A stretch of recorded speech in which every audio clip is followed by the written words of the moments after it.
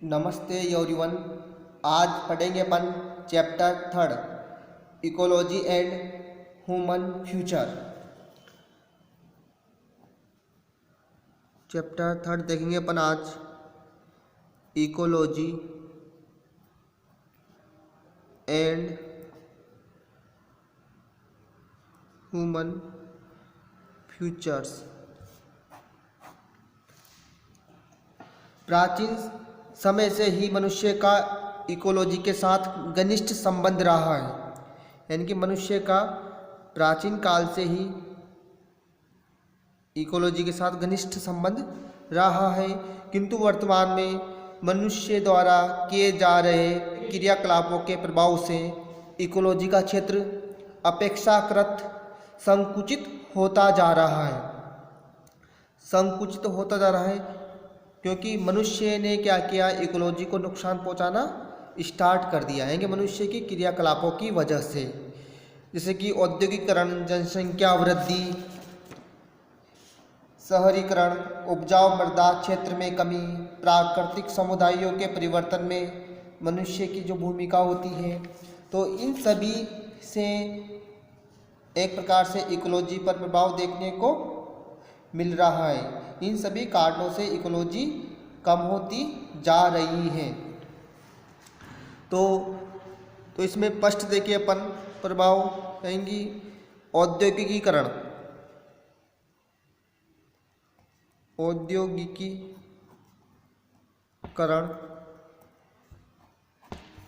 छोटे शहरों, कस्बों इत्यादि में अनेक छोटे बड़े उद्योगों को स्थापित करके, यानी कि गाँवों के अंदर, शहरों के अंदर और कस्बों में उद्योग स्थापित करके इनके आर्थिक स्थल को सुदृढ़ बनाने का प्रयास किया जा रहा है। कृषि भूमि को प्लॉट्स में परिवर्तित करके निजी आवास व दुकानें, हॉस्टल, इनका निर्माण किया जा रहा है। इससे कृषि भूमि के क्षेत्र में कमी होने से इकोलॉजी का क्षेत्र निरंतर संकुचित होता जा रहा है। अगला देखिए अपन जनसंख्या वृद्धि। वर्तमान में जनसंख्या वृद्धि पूरे विश्व की गंभीर समस्या बनी हुई है। जनसंख्या की दृष्टि से चीन प्रथम स्थान पर और भारत द्वितीय स्थान पर है। जनसंख्या वृद्धि के कारण आवास, पोषण, खाद्य पदार्थों की उपलब्धता में कमी, बेरोजगारी, ये सभी समस्याएं उत्पन्न हो रही हैं। इस कारण इन संसाधनों की प्राप्ति हेतु इकोलॉजी को मनुष्य द्वारा अत्यधिक नुकसान पहुंचाया जा रहा है, यानी कि आवास की प्राप्ति के लिए जंगलों को काटा जा रहा है, पोषण प्राप्त करने के लिए जैसे कि जंतुओं या पेड़ पौधों को नुकसान पहुंचाया जा रहा है, और बेरोजगारी की समस्या उत्पन्न हो गई है जनसंख्या वृद्धि से। एक अनुमापन के अनुसार प्रारंभ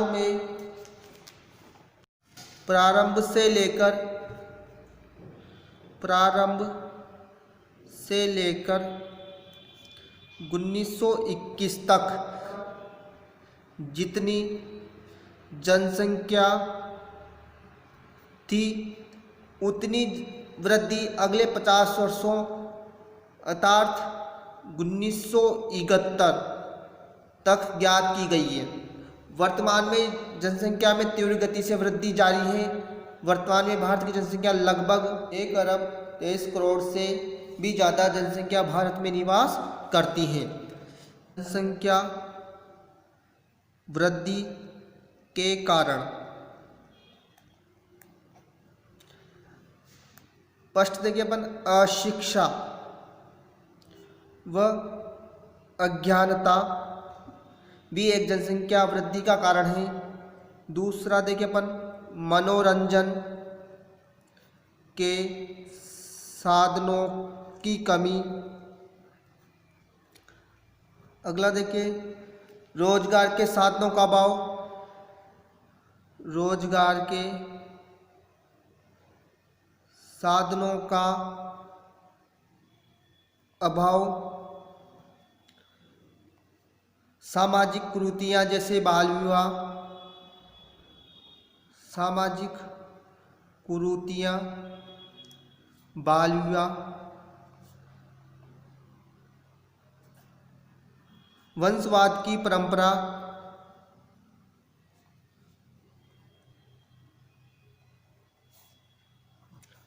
आनुवांशिक परामर्श केंद्रों की कमी।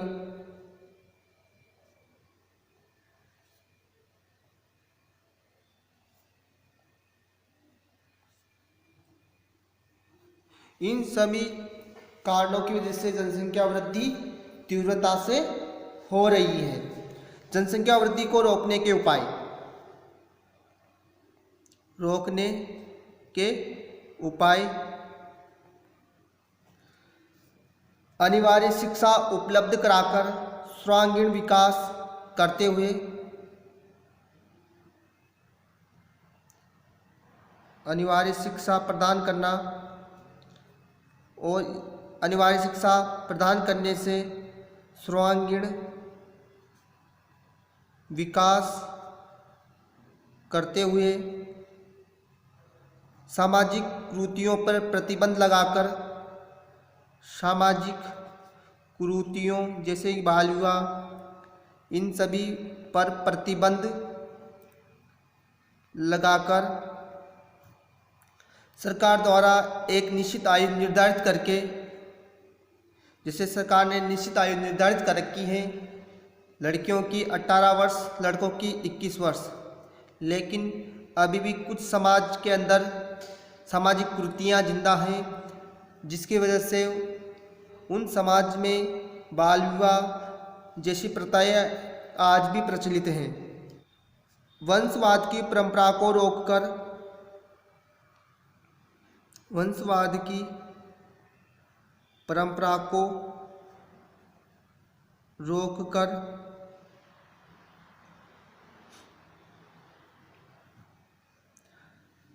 जनसंख्या वृद्धि से होने वाली हानियों के बारे में लोगों को बताकर।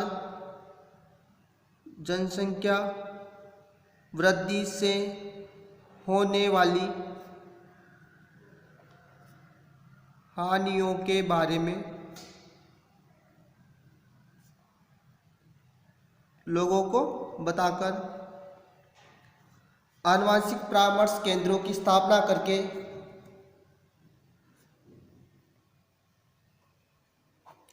आनुवांशिक परामर्श केंद्रों की स्थापना करके।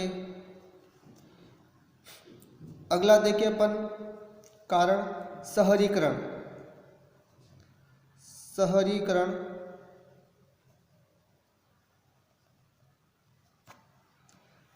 गांव, कस्बों, छोटे शहरों से लोग शिक्षा, रोजगार, साधनों की प्राप्ति के लिए बड़े शहरों की ओर तीव्रता से गमन कर रहे हैं। तो इन शहरों में जो आने का मुख्य उद्देश्य होता है शिक्षा, रोजगार,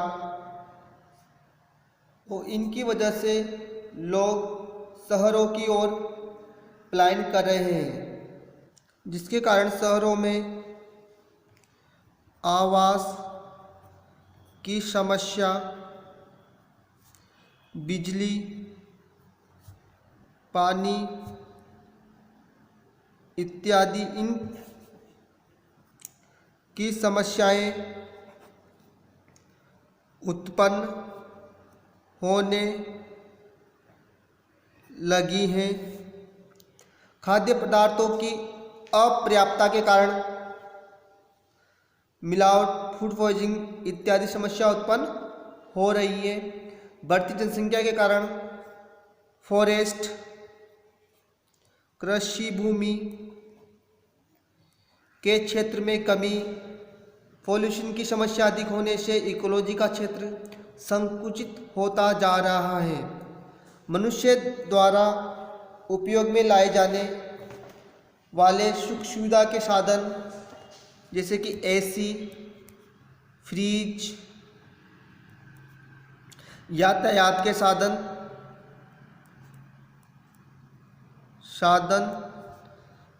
धूम्रपान, इन सभी के कारण भी इकोलॉजी को अत्यधिक नुकसान पहुंच रहा है।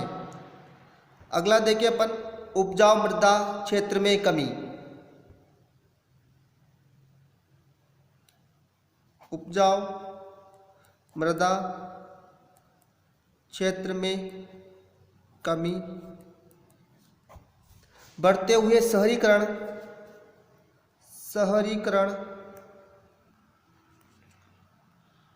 औद्योगिकीकरण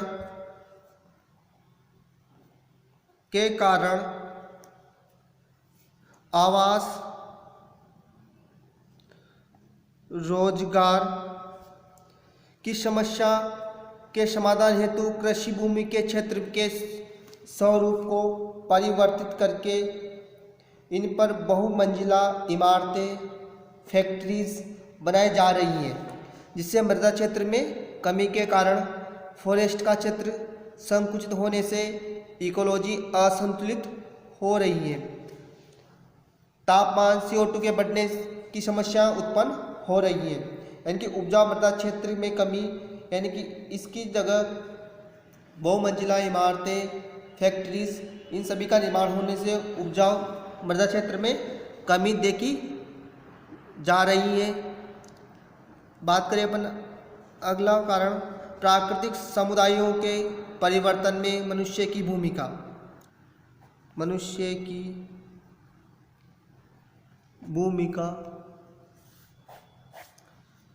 प्रारंभ से ही मनुष्य का इकोलॉजी व इसके प्राकृतिक कारकों के साथ घनिष्ठ संबंध रहा है। इकोलॉजी व इसके प्राकृतिक कारकों के साथ घनिष्ठ संबंध रहा है। मनुष्य अनेक प्रकार से इकोलॉजी के इन फैक्टर्स पर निर्भर है, किंतु वर्तमान में मनुष्य द्वारा किए जा रहे क्रियाकलापों के कारण प्रत्यक्ष व अप्रत्यक्ष रूप से इकोलॉजी को नुकसान पहुंच रहा है। तो प्रत्यक्ष रूप से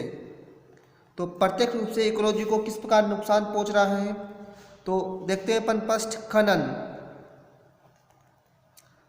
वर्तमान में मनुष्य अपने स्वार्थ की पूर्ति के लिए पृथ्वी से बहुमूल्य पत्थर, कीमती धातुएं, खनिज व अनेक अयस्क तेलीय पदार्थ की प्राप्ति के लिए गहरे तेल के कुओं का निर्माण करना। इन कारकों की प्राप्ति के लिए मनुष्य द्वारा पृथ्वी की खुदाई का कार्य अधिकता से किया जा रहा है। इसके अतिरिक्त बोरिंग के लिए कुएं व नलकूप का निर्माण करने हेतु जलीय स्रोत जैसे टैंक, पॉन्ड इत्यादि के निर्माण हेतु पृथ्वी की खुदाई का कार्य अधिकता से किया जा रहा है, जिसके कारण पृथ्वी निरंतर भीतर से खोखली होने से भू आंतरिक विचलन, भूकंप आने की संभावना उत्पन्न हो रही है। मनुष्य के क्रियाकलापों के कारण पृथ्वी का स्वरूप ही परिवर्तित हो गया है। तो खनन करने से भी इकोलॉजी को प्रत्यक्ष रूप से नुकसान पहुंचाया जा रहा है। दूसरा देखिए अपन फॉरेस्ट के विनाश से। वर्तमान में फॉरेस्ट में सड़कों के निर्माण, फॉरेस्ट में आग लगने, फॉरेस्ट के विनाश से, फॉरेस्ट के पेड़ों को काटकर इनकी लकड़ियों के व्यापार से फॉरेस्ट का क्षेत्र संकुचित होता जा रहा है। इनसे प्राप्त लकड़ियों का उपयोग फर्नीचर निर्माण, सजावटी वस्तुओं के निर्माण, घरों की फिनिशिंग हेतु अनेक सामग्री के निर्माण में किया जा रहा है। भारत से लकड़ियों का व्यापार विदेशों तक किया जा रहा है, जिसके कारण भी पेड़ों की संख्या में कमी आने से ग्रीन हाउस इफेक्ट, तापमान के बढ़ने, CO2 के बढ़ने की संभावना उत्पन्न हो रही है। तो फॉरेस्ट का विनाश का जो मुख्य कारण है कि लकड़ियों को प्राप्त करना, यानी कि लकड़ियों की प्राप्ति, और जो लकड़ियों की प्राप्ति होगी वो फर्नीचर निर्माण यानी कि मकान बनाने में अधिकता से हो रही है, सजावटी वस्तुएं बनाने में, और इनका व्यापार विदेशों तक किया जा रहा है। इसलिए इकोलॉजी को नुकसान पहुंचाया जा रहा है, यानी पेड़ पौधों को लगातार काटा जा रहा है। अगला देखिए अपन कृषि भूमि के रूपांतरण से। कृषि भूमि के रूपांतरण से तो जनसंख्या बढ़ने से शहरीकरण, औद्योगिकीकरण, कृषि भूमि के क्षेत्र में तीव्रता में कमी आ रही है, क्योंकि कृषि भूमि जो होगा जनसंख्या बढ़ने से शहरीकरण यानी कि आबादी वाले क्षेत्रों में कन्वर्ट हो रही है, और नए नए उद्योग स्थापित होने से भी कृषि भूमि में कमी आ रही है। और किसान द्वारा उपयोग में लाए जाने वाले रासायनिक खाद, उर्वरकों के उपयोग के कारण एक ही फसल का बार बार उपयोग करने से वर्ष भर फसल क्षेत्र में उत्पादन करने के कारण कृषि भूमि का क्षेत्र संकुचित होता जा रहा है। इसके अतिरिक्त आवास प्राप्ति हेतु कृषि भूमि को प्लॉट्स में कन्वर्ट करने से उपजाऊ मृदा क्षेत्र संकुचित होता जा रहा है। इस कारण इकोलॉजी के असंतुलित होने की संभावना बढ़ रही है। तो ये तो वो प्रत्यक्ष, अब देखेंगे अपन अप्रत्यक्ष रूप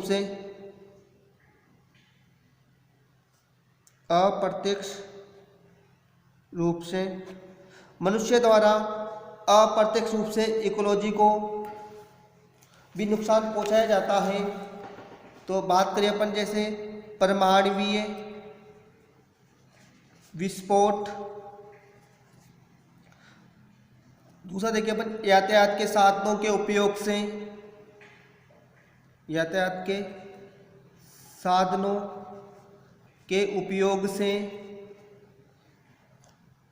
विभिन्न प्रकार के प्रदूषण से,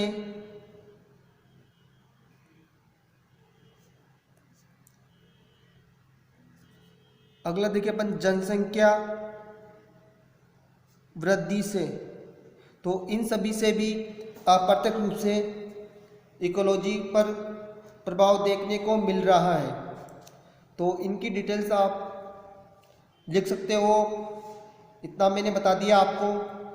तो इसी के साथ अपन ने इस लेसन को कंप्लीट कर लिया। नेक्स्ट वीडियो लेक्चर के दौरान अपन मेराइन हैबिटेट यानी कि लवणीय आवास चैप्टर 4 को स्टार्ट करेंगे। तो आज के लिए बस इतना ही। थैंक्स।